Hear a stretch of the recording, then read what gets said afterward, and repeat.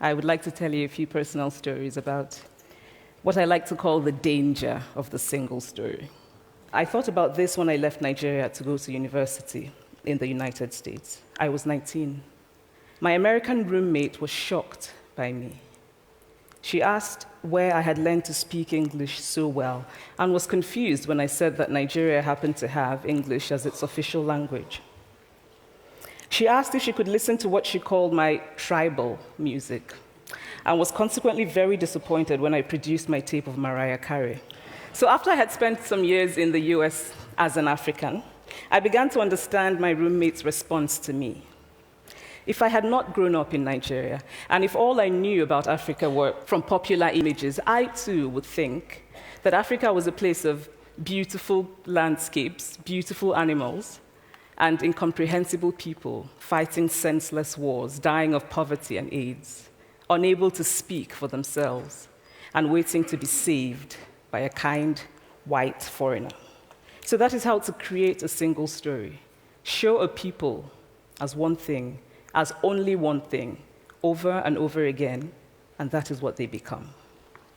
I recently spoke at a university where a student told me that it was such a shame that Nigerian men were physical abusers like the father character in my novel.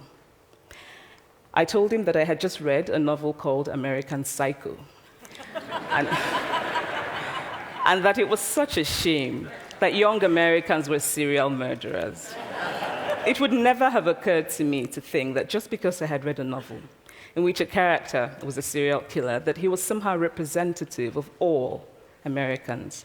And now this is not because I'm a better person than that student, but because of America's cultural and economic power, I had many stories of America. I had read Tylan, Updike, and Steinbeck, and Gateskill. I did not have a single story of America. I've always felt that it is impossible to engage properly with a place or a person without engaging with all of the stories of that place and that person. The consequence of the single story is this: it robs people of dignity. It makes our recognition of our equal humanity difficult. It emphasizes how we are different rather than how we are similar. Stories matter. Many stories matter. Stories have been used to dispossess and to malign. But stories can also be used to empower and to humanize. Stories can break the dignity of a people, but stories can also repair that broken dignity.